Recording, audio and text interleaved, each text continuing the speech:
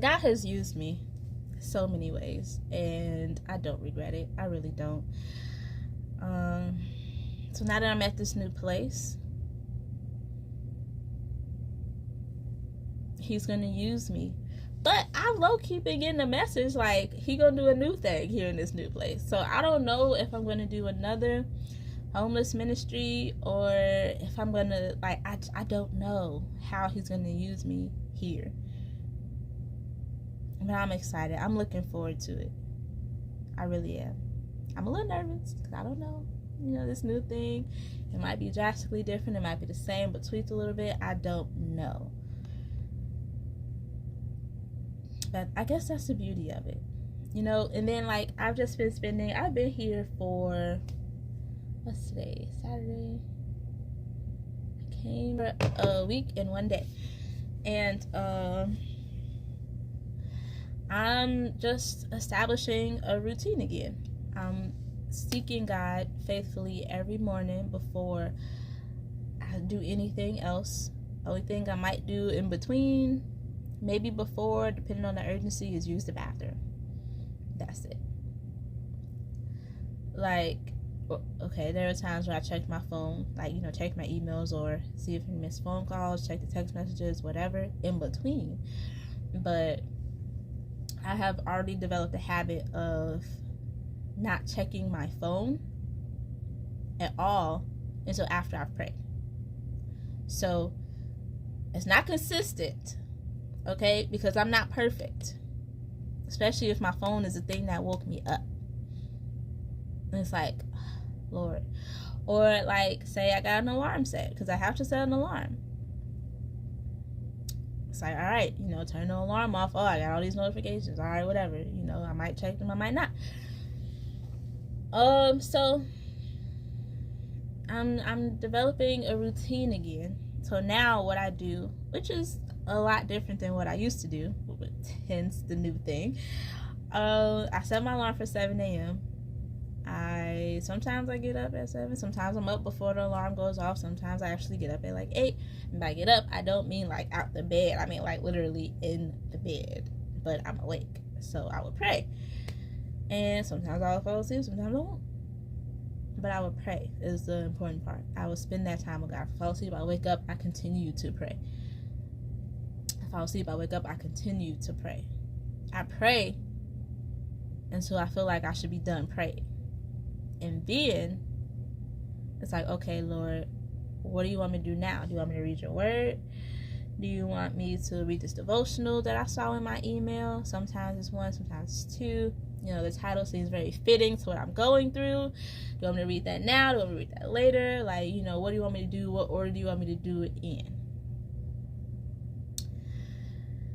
And then I do it. Some things I may not want to do, especially if the devotional is particularly long and it's I gotta read all of this. Sometimes I fall asleep during the devotional. I'm just being honest, okay? I'm just being honest. Look, I'm not perfect. I'm not. If I come off as if I'm perfect, maybe you're misunderstanding my approach, because I know I'm not perfect, and I do not intentionally come off as if I am perfect, because I know I'm not. All right. So anyway, yeah. So sometimes I fall asleep during a devotional or whatever. I struggle sometimes too, and but I do this thing now where it's when I'm getting frustrated, when I'm getting tired, when I'm getting antsy for doing the same thing, and it's I just want to stop and do something else. Or I get tired of doing it, I just want to stop altogether. And it's it's okay, Cassandra. You're almost done. Just keep going.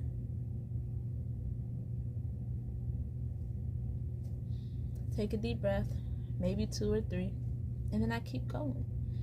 And I found that actually helps me, a lot.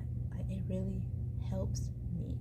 That calm, encouraging word to myself helps me.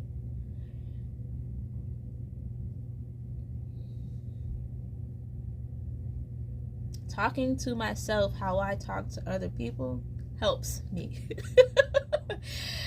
Like, I deserve that same encouragement that I give to other people. I do. I deserve the same grace that I give to other people. I deserve the same positivity, love, and welcoming energy that I give to other people. So, I give it to myself. And it works. It helps. There's no shame in that. I encourage you to do the same thing. I really do encourage you to do the same thing, though. It helps eliminate, like, needing validation from outside people. Because, like, at first it was like, all right, you know, I would really require somebody to be like, oh, well, it's okay, you tried. You know, just try again. But I'm by myself. Ain't nobody here.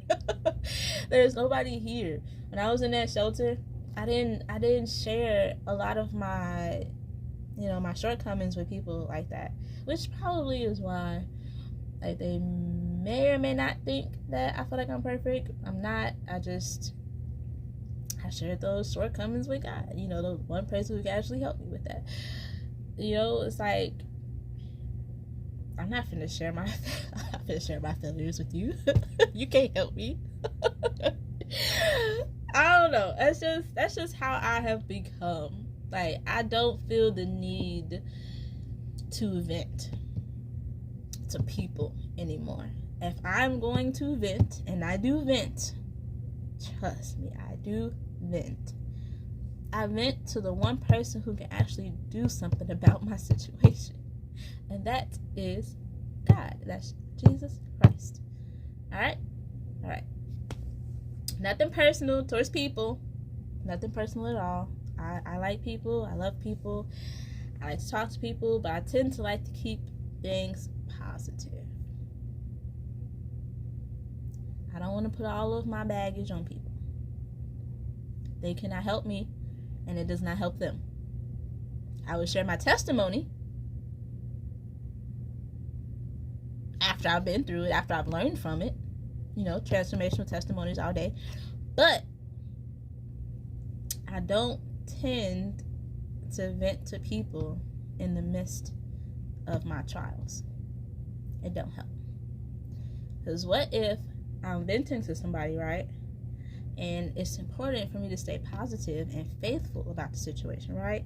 Because God only moves in certain ways when we have a certain amount of faith, right?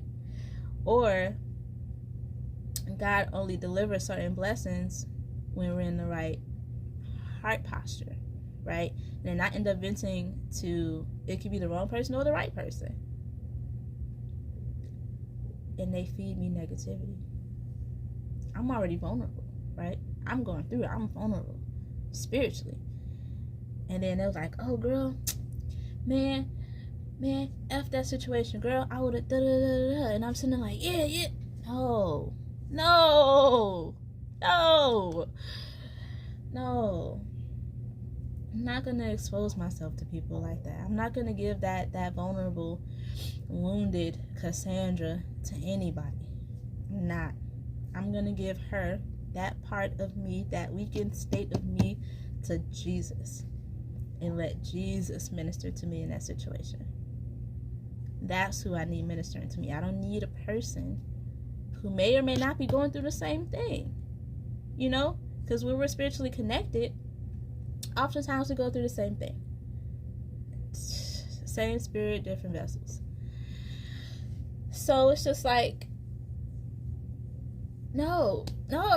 You know what? I'm going to let Jesus minister to me. And I'm going to minister to you what he told me. You let Jesus minister to you, and you minister to me what he told you. We can't minister to each other from a worldly, fleshly point of view. We cannot. It will not help. All right? It won't.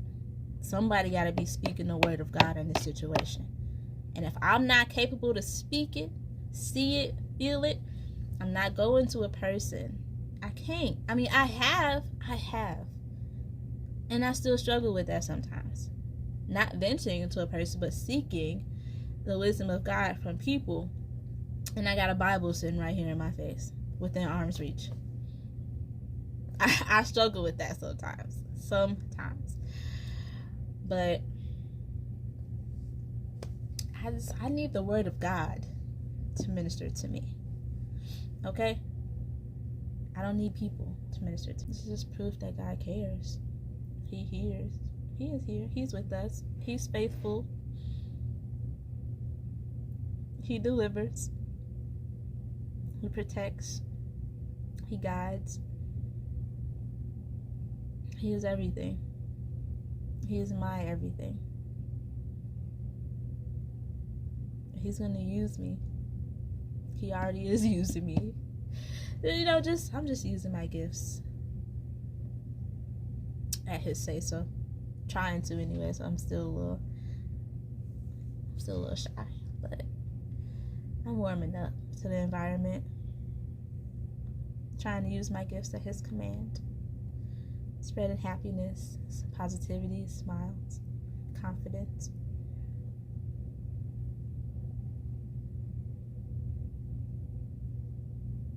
God is so good.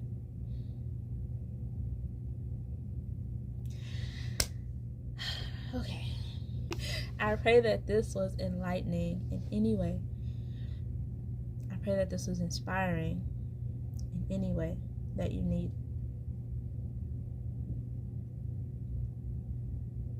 And I pray that this reaches all those who it needs to reach.